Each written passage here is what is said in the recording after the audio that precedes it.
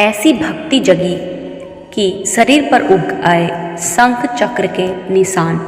कहते हैं भक्ति सच्ची हो तो ईश्वर को भक्त के सामने आना ही पड़ता है और ईश्वर के जिसे दर्शन हो जाए उसे कुछ न कुछ देकर ही जाते हैं। यह एक ऐसे ही भक्त की कथा है जिसे भगवान श्री कृष्ण ने दर्शन दिए और जाते जाते छोड़ गए शरीर पर शंख और चक्र के निशान। यह कथा है आमेर नरेश श्री पृथ्वीराज जी स्वामी की।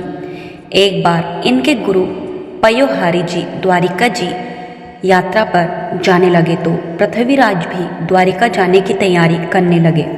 इन्होंने कहा कि द्वारिका जाकर शरीर पर शंख चक्र बनवाऊंगा। गुरु पयोहारी जी ने कहा कि अगर तुम राज्य छोड़कर चले जाओगे तो राज्य में अव्यवस्था फैल जाएगी, धर्म कर्म से लोगों का ध्यान हट जाएगा, इसलिए आमेर में रहकर ही कृष्ण भक्ति करो।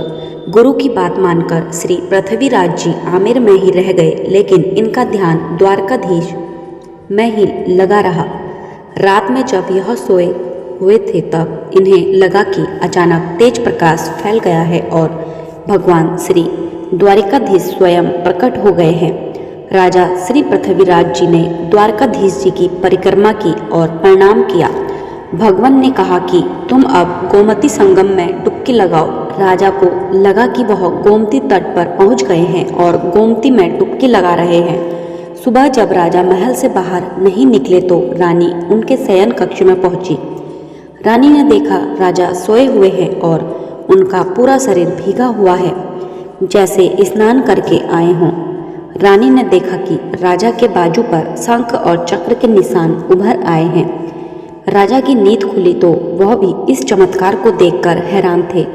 उन्हें लगा कि भगवान स्वयं उनकी इच्छा पूरी करने के लिए आए थे। इसके बाद राजा पूरी तरह से कृष्ण भक्ति में लीन हो गए।